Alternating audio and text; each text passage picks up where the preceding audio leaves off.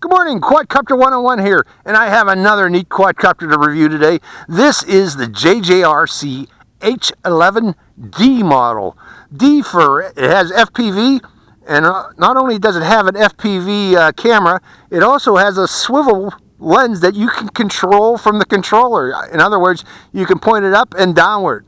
That comes in cool if you want to take a picture of yourself on the ground, but it also comes in cool if you want to go do forward FPV flying. You can angle this lens upward in flight to view the horizon. Thus you can keep a good view of the horizon with this quadcopter while at the same time using it as an FPV video camera quadcopter. It includes a 2 megapixel camera card. The camera includes a capability to record. It has an on-off switch on the side of it here, along with a charging port. Plus it also has this FPV 5.8 gigahertz transmitter, which is capable of transmitting on 8 different channels, along with the receiver screen also is capable of receiving those 8 different channels. The look of the quadcopter is nice and sleek.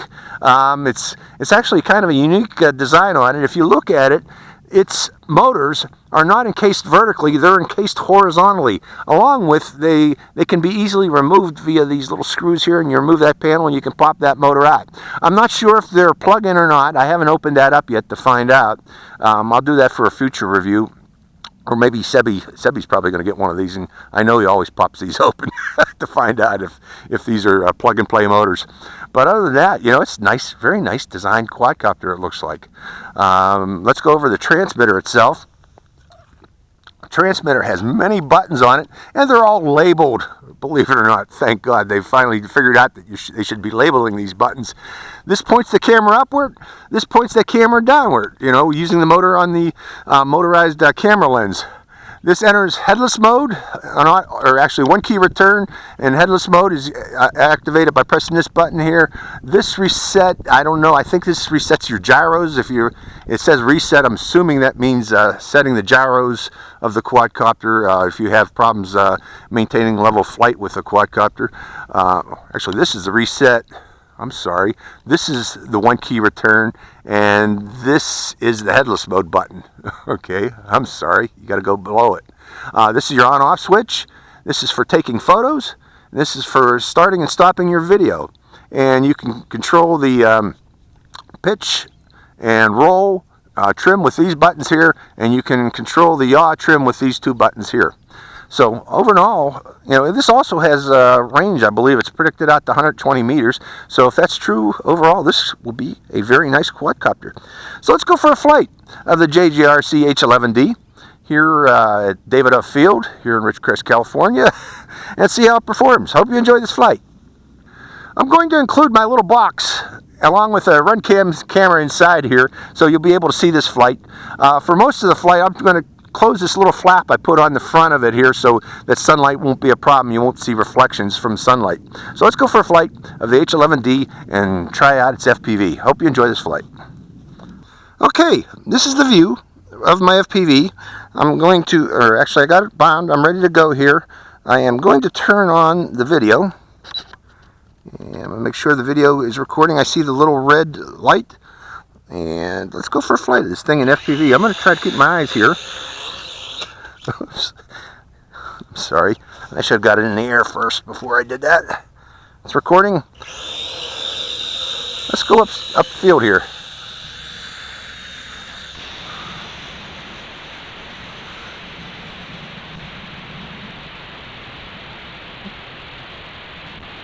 Let me demonstrate that. Okay, that's apparently the range of this thing. I went out of range right there. That's about 60 meters, 50 meters. Shouldn't have gone out of range that soon here because this is 5.8 gigahertz. But it did. I lost control of it there. So let's go over to it. Well, apparently this doesn't have the predicted range that it says. It's only out to about 50-60 meters. I'm going to turn on the transmitter receiver recorder again. I'm going to close up the box this time. We're going to fly around with the shutter closed on this box, so you'll be able to see it better, I'm hoping. Hold on, folks. Closing up the box. And let's go for flight. This time I'm going to stay in close, within 50 meters, to show you its video. This is the video capability of this quadcopter. Let's take it up a little bit higher. Damn it, there it goes again.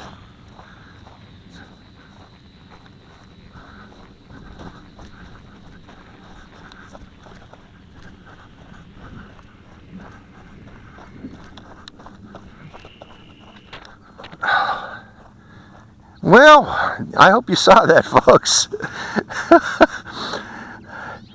Let me explain what happened there. It flew out of range at about 50 meters, but I was giving it throttle as its last input at 50 meters. It flies for about 5 seconds, trying to maintain, trying to receive the signal from the transmitter, but unfortunately it had that last input of climb, so it just kept climbing out of range until eventually it said, okay, I'm out of range of the transmitter, and it dropped like a rock from up on high. So it still appears to be in one piece. Let me turn off the transmitter. Let me show you that lens going up and down on its own. There's that swivel lens pointing upward. Now I'm going to point it downward by continuously pressing it, so you see it can go up and down. Okay, for the remainder of this flight, I'm not going to focus on its camera ability. We're going to look at its flight ability now. I turned off the FPV on this, and I'm just going to focus on how its maneuverability, especially with this camera attached. I turned the camera off too to save some power on this quadcopter. So let's go for a flight, and I'm going to set it to intermediate rate. And I want to take a look at that 1 key return. So yes, it still flies. 1 key return, pressing that button now. It does that very well, actually. Let's go downfield again one more time. Turn it sideways. 1 key return. Now it's flying backwards.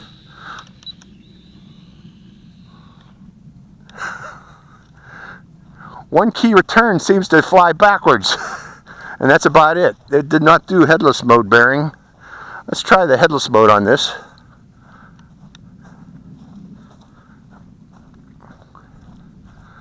And you see that? It was pointed in that direction. I hit 1 key return and it flew backwards. Maybe I need it to be in headless mode for that 1 key return to work. Otherwise, it just flies backwards. Let's try that again with headless mode engaged. Turning off the quadcopter. Okay, this time I'm going to engage headless mode first and then try the 1 key return. Headless mode is going to be set down that bearing there. Turning on the transmitter. And we're going to go into headless mode right away. Make sure we are in headless mode. Yep. Okay. So I'm giving it some weird yaws and I'm pressing 1 key return. And this time it does return back. So essentially you got to be in headless mode for the 1 key return to work. Damn it. There it goes again. There might be something wrong with my transmitter, folks. The range on this is exceptionally low. Not very good. About 30, 40 meters, and then it goes off on its own. That's not good. Let's try it one more time.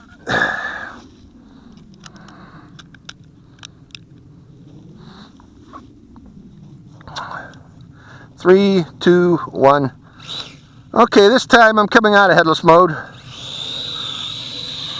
Let's go to expert and intermediate. Let's see the maneuverability of this quad. It seems to be a darn good flyer, except its transmitter seems to be an issue here. Here's expert. We're going to keep it in close for the remainder of this flight. Flips.